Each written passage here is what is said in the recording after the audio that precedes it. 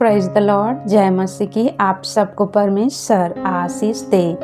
आज छोटा सा मैं अपना गवाही देना चाहती हूँ कि परमेश्वर किस तरह से हमारे जीवन में काम करता है। मुझे हमेशा से, मैं बहुत छोटी सी जब से थी, मैं तब से दूसरों के घरों में काम करती हूँ और आज भी मैं काम कर रही हूँ फ़िलहाल। और मुझे शाम जैसे करीब 8-9 बजे सारे काम ख़त्म करने के बाद हमेशा प्रार्थना करने की आदत है। प्रार्थना मतलब मैं ज़ोर ज़ोर से गीत गाती हूँ। गीत गाना मुझे बहुत अच्छा लगता है और परमेश्वर की गीत, और गीत भी कैसे कि जो यूट्यूब चैनल के थ्रू या कहीं से भी मैं गाना ले लेती हूँ। और जैसे कि गाना लीड डाल के गाना बजता है तो सुन सुन के मैं गाती थी और मैं प्रार्थना साथ में करती थी। और इसी तरह से जब मैं एक दिन प्रार्थना करने के समय ज़ोर ज़ोर से बारिश हो रही थी, और मुझे आदत है कि प्रार्थना करना, बिना प्रार्थना के मुझे नींद नहीं आती। आज भी जब बहुत ज़ोर ज़ोर से बारिश आ रहा है और मुझे प्रार्थना करने की आदत है, छत पे घूम घूम के राउंडिंग कर के प्रार्थना करने की आदत है। तो उस समय बहुत ज़ोर से बारिश आ रही थी और बहुत ज़्यादा बिजली कड़क रही थी, लाइटनिंग हो रही थी। तब मैं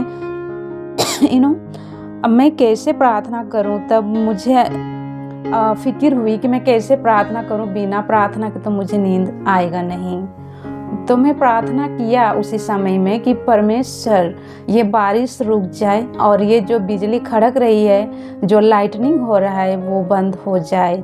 जैसे ही प्रार्थना किया, 1 बार 2 बार प्रार्थना किया, बंद हो गया। ये मेरा गवाही करीब 7 साल पहले की गवाही है। परमेश्वर हैं जो हम प्रार्थना करते हैं ना, विश्वास भरी, वो हमारे प्रार्थना को सुनते हैं और वो जवाब देते हैं। सच है कि विश्वासियों का प्रार्थना असरदार होती है, क्योंकि परमेश्वर ज़्यादातर यही कहता है कि विश्वास करो, और विश्वास के द्वारा ही हमें चंगाई मिलती है। और परमेश्वर हमें हमारी हर प्रार्थना को सुनते हैं। हमारी कोई भी प्रार्थना फजूल नहीं होती, व्यर्थ नहीं जाती। तो जब कभी भी हमारे जीवन में अकेलापन लगे या किसी भी घटी कमी, किसी भी कारण से कुछ भी हो, प्रार्थना करिए। और बेस्ट है कि दूसरों से प्रार्थना करवाने के बजाय खुद ही करिए, क्योंकि हमें एक दिन खुद ही परमेश्वर के पास जाना है, किसी को लेके नहीं जाना है, राइट। और परमेश्वर के साथ हमें खुद ही एक कनेक्शन बनानी है, रिश्ता। परमेश्वर के साथ हमें जुड़ने के लिए एक रिश्ता बनानी है, जो कि अच्छा एक अंडरस्टैंडिंग हो।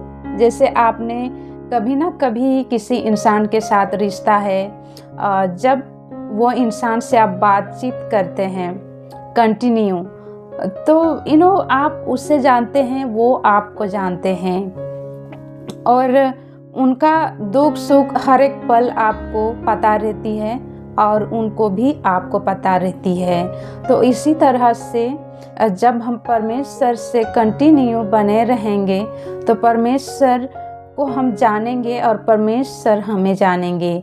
परमेश्वर तो हमें जानते हैं, लेकिन हम अपने गलत पाप के कारण से परमेश्वर से दूर हो गए हैं, जिसके कारण से हम परमेश्वर की आवाज़ नहीं सुन पाते हैं। और परमेश्वर से दूर हो जाने के बाद हम परमेश्वर की मर्जी को भी हम नहीं जान पाते। हमारे ज़िंदगी का हर एक दिन, हर एक पल का समय में जो हम परमेश्वर की मर्जी जानना चाहते हैं। तो thank you so much. God bless you all. आमीन।